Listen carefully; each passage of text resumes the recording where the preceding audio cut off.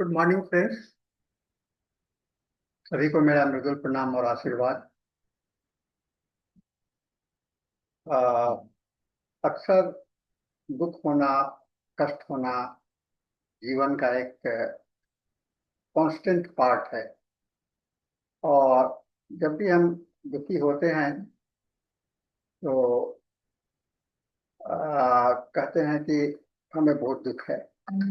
लेकिन जीवन में संघर्ष तो अपरिहार्य है, इनविटेबल है। इसे खत्म नहीं किया जा सकता है। लेकिन उसकी ये ज्यादा कष्ट नहीं चाहता था। इससे भी ज्यादा कष्ट कर क्या होता है, उसकी प्रत्याशा, यानी कि उसका एंटिसिपेशन है या चिंता दुख को बढ़ा देता है और उसे और लंबा महसूस कराता है।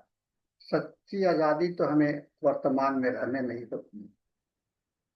आज इस भाव के साथ मैंने अपना मैसेज सवेरे में लिख रहा था भविष्य के लिए।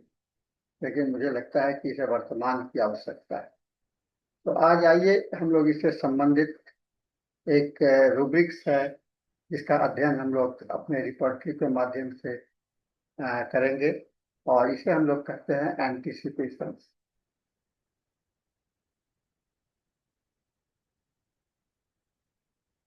साथियों, देखिए, दो चेहरे आप देख रहे हैं इस जीआईएफ फिगर में। एक जो चेहरा है सो उसमें एंटिसिपेशन है, यानी कि प्रत्याशा है। और दूसरा चेहरा यह है, आप गौर से देखिए, जिसमें कि प्रत्याशा नहीं है। कौन सा चेहरा आपको ज्यादा अच्छा लग रहा है? निश्चित रूप से जिसमें प्रत्याशा नहीं है। तो जैसा कि मैंने कहा, जीवन में संघर्ष अपरिहार्य है।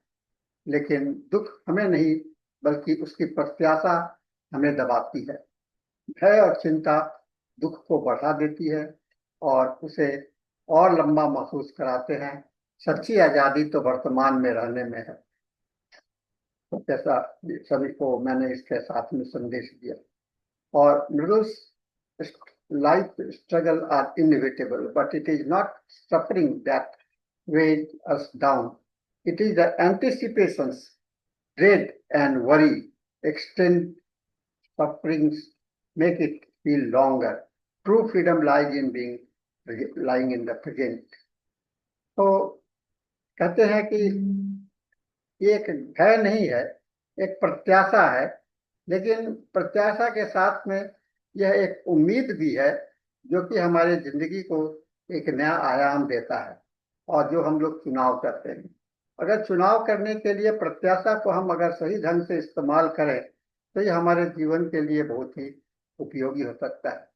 फियर जो है तो डर है, और जो कि एंटिसिपेशंस के दुर्भाव से पैदा होता है, अरिस्टोटल ने कहा था।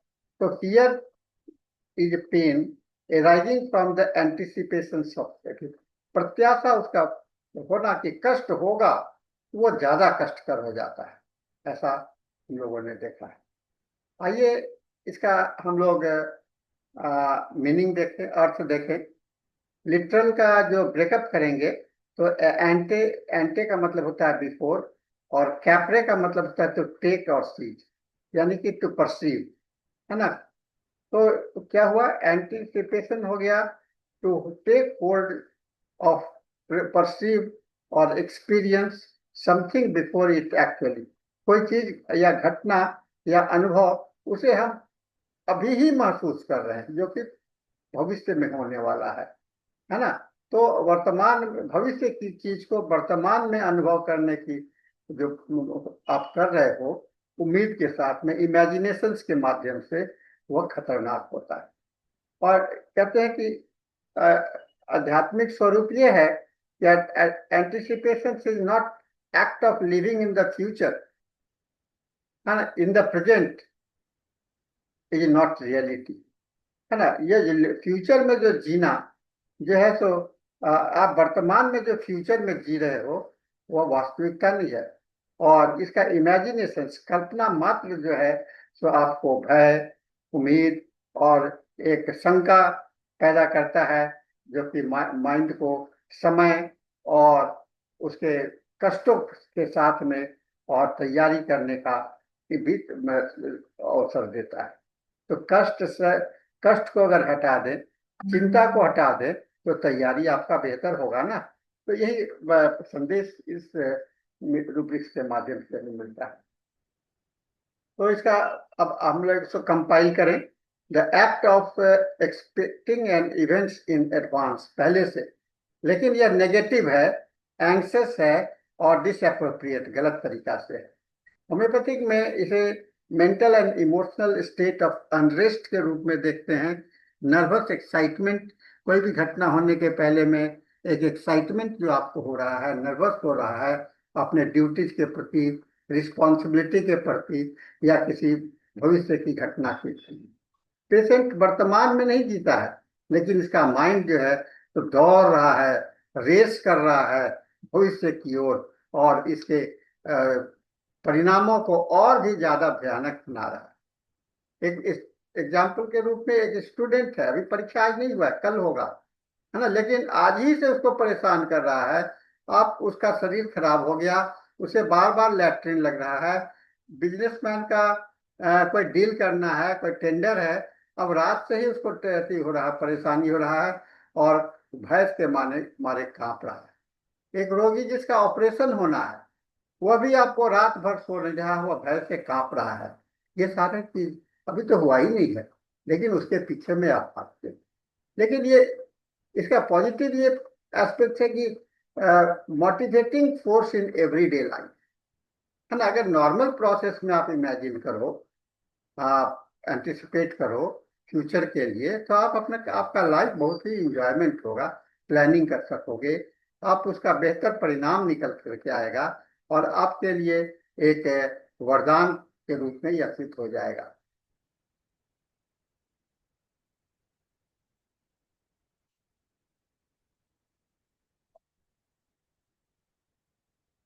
है ना।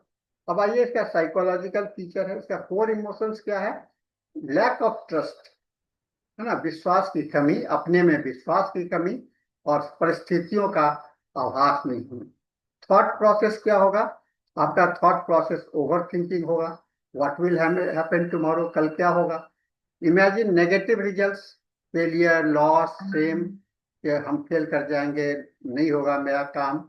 और रेस्टलेसनेस, माइंड जो है तो वर्तमान पर कंसंट्रेट नहीं करता है। पर्सनैलिटी का बैकग्राउंड क्या है? ऐसे व्यक्ति बहुत ही सेंसिटिव और आसानी से चिंतित हो जाते हैं, है ना, और इनका कॉन्फिडेंस अपना नहीं होता है, और एक्सेसिव सेंस ऑफ रिस्पॉन्सिबिलिटी भी होती है। और पर्सन जो होते हैं, व्यक्ति जो होते हैं, बहुत ही जल्दीबाज होते हैं और इम्पल्सिव टेम्परामेंट के होते हैं। तो ये साइकोलॉजिकल मैकेनिज्म है, जो कि फियर को इमेजिन करके फेलियर के साथ में जोड़ दिया जाता है, और इससे इसका एक्चुअल मीनिंग, एक्चुअल कष्ट तो बहुत ही ज्यादा होता है। इसके क्लिनिकल फीचर्स क्या है? अगर मेंटल स्टेट पर आप देखिएगा, तो रात में नींद नहीं आ रही है, बेचैनी बनी हुई है, चिड़चिड़ापन बना हुआ है, अपने किसी चीज पर ध्यान केंद्रित करने में दिक्कत हो रही है, और आने वाले रिस्पॉन्सिबिलिटी को लेकर के भय हो रहा है। फिजिकल सिम्टम्स भी साथ में हो जाते हैं, जैसे गैस्ट्रोइंटेस्टिनल रीजन में डायरिया, नौसिया, एब्डोमिनल क्रैम्प होगा, हार्ट रीजन में पैल्पिटेशंस, ट्रेम्बलिंग और स्वेट्स होगा, न्यूरोलॉजिकल में हेडेक, डिजीनेस और वीकनेस हो सकता है, रेस्पिरेटरी में difficulty in breathing, tightness of the chest and before performance. ये सारे रूब्रिक्स आपको अलग अलग चैप्टर में नजर आएंगे, और आप इसका इस्तेमाल कर सकते हैं। ये इसलिए हम लोग इसको कह सकते हैं कि एंटीसिपेशन से एक साइकोसोमैटिक डिजॉर्डर्स भी है। इसका अल्टर्ड एंटीसिपेटरी प्रोसेस जो है, तो अनसर्टिनिटी के लिए और अस्थिरता के लिए एंजाइटी में होता है, कि disrupted expected value of calculations होता है ना। जो वैल्यू कैलकुलेशंस करना है, वह डिसरप्टेड होता है, सही नहीं होता है, गलत होता है। और उसमें कभी कभी आप आवश्यकता से अधिक सावधानी व्यक्त करेंगे, तो वह एक खतरनाक बन जाता है, और इसे सेफ्टी लर्निंग सही नहीं होता है। और बिहेवियरल और कॉग्निटिव अवॉइडेंस तो होगा ही, और रिएक्टिविटी और क्रिएट अनसर्टेनिटी इसके साथ में बना रहता है।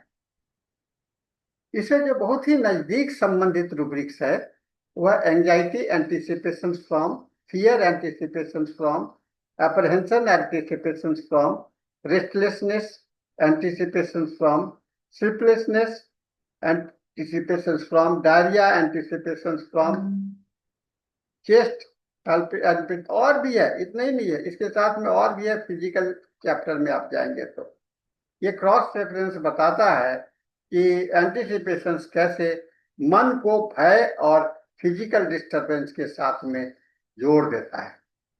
कुछ दवाइयां हैं जो कि महत्वपूर्ण है, जैसे जेल्समियम। अगर स्टेज पर जा रहा है तो उसको फ्राइट हो रहा है, ट्रेम्बलिंग हो रहा है, वीकनेस हो रहा है, डायरिया हो रहा है और अकेलेपन की इच्छा होने लगती है, अभी भाषण देना है, तैयारी करनी है, नहीं हो रहा। अर्जेंटम नाइट्रिकम बहुत ही जल्दीबाज होगा, इम्पल्सिव होगा, कोई भी घटना के पहले उसको डायरिया होगा, भय, खेल कर जाने का भय होगा और खतरे को वह सामने में देखता है। लाइकोपोडियम तो सबसे ज्यादा है, fear of lack of confidence, अपने में कॉन्फिडेंस नहीं है, लेकिन जब वह काम करने लगता है तो अच्छा से कर लेता है। एकोनाइटम सडन इंटेंस फियर होता है, अचानक आएगा, एक्यूट एंटिसिपेशन बिफोर सर्जरी और एक्सीडेंट। साइलिसिया ये टिमिडिटी के साथ में होगा, लेफ्ट ऑफ कॉन्फिडेंस होगा, एग्जामिनेशन के पहले एंजाइटी या रिस्पॉन्सिबिलिटी लेने में होगा। कैलिफॉस ये नर्वस वीकनेस के साथ में होगा, मानसिक थकावट के साथ होगा, इनएबिलिटी टू फेस स्ट्रेस। तो कहते हैं आर्ट ऑफ एंटिसिपेशन है पेशेंस, ऑब्जर्वेशन एंड अवेयरनेस। ये तीनों मूल मिला जुला है। अगर आप में धैर्य है तो आप ऑब्जर्व करोगे, और ऑब्जर्व करोगे तो अवेयरनेस होगा, अवेयरनेस, ये तीनों एक दूसरे से जुड़ा हुआ है। और mere anticipations of life outcome its reality, कहा है एसफ ने कि हमारा जो जीवन है का आउटरन है वो उसका वास्तविकता, केवल उसके जीवन की वास्तविकता जो है तो एंटिसिपेशंस के आधार पर ही होता है। तो ये हम लोगों के लिए आज का बहुत ही महत्वपूर्ण संदेश है, और इसके साथ में आप सबों को मैं धन्यवाद देता हूँ, बधाई करता हूँ कि आप आज इस रूब्रिक्स को देखे। हम लोग इस रूब्रिक्स के माध्यम से, छोटा सा रूब्रिक्स मैंने प्रेजेंट किया है, लेकिन एक महत्वपूर्ण रूब्रिक्स है ये हम लोगों के लिए, और करीब करीब अक्सर पेशेंट्स में आएंगे आएंगे और आपको दिखलाई पड़ेगा। और बहुत सावधानी से अगर इस रूब्रिक्स का इस्तेमाल करते हैं तो हमें रोगी का बहुत अच्छा से आकलन हो सकता है, एनालिसिस होता है और कॉन्स्टिट्यूशनल एनालिसिस होता है। तो इसके साथ में आज का ये सेशन समाप्त होता है। Thank you very much.